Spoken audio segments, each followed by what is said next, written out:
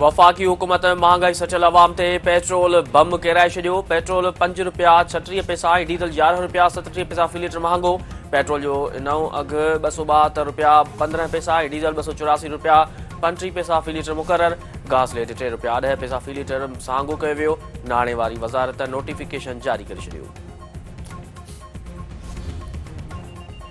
IMF खंड ॿाहिरां घुराइण ते टैक्स छूट ॾियण खां इनकार करे छॾियो। पाकिस्तानी फूड एमरजेंसी रद्द, फ़ैसिलो $70 अरब प्रोग्राम जी भनकड़ी करार।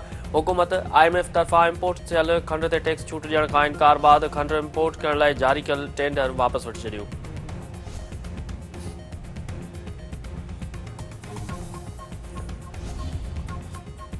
इरसा में सिंध जे नुमाइंदे इंजीनियर एहसान लगारी चयो आहे त कुदरती आफ़तुनि या बोर्ड ते मुकमल ज़ाब्तो आणणु हुकुम मुमकिन नाहे। बोर्ड सां गॾु रहणो पवंदो। आफ़तुनि या बोर्ड जो कारण रुगो माहौलियाती तब्दीली नाहिनि, पर आफ़तुनि खे रोकण लाइ तयारियूं ऐं हुकुमरान जा तरीक़ा बि आफ़तुनि जो सबबु आहिनि।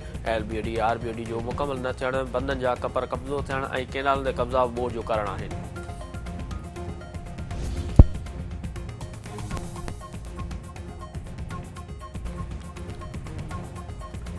बहराम वेझो ॻोठु वाली ॾिनो खोसो में घरू मामले तां नौजवान बेदिल सां क़त्ल, 2 ॼणा ज़ख़्मी। वाक़े बाद मक़तूल जो मर्द पोस्टमार्टम लाइ अस्पताल मुंतक़िल।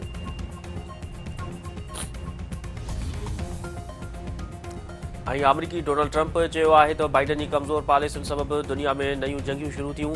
हिन जंगियुनि खे रोकराए हज़ारे ज़िंदगी बचायूं। रूस यूक्रेन जंग बि बाइडन दौर में ई शुरू थी।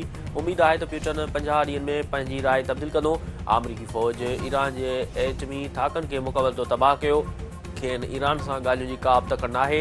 अमरीकी सदर हिकु भेरो ॿीहर पाक भारत जंग रोकण जो क्रेडिट पाण खे ॾिनो।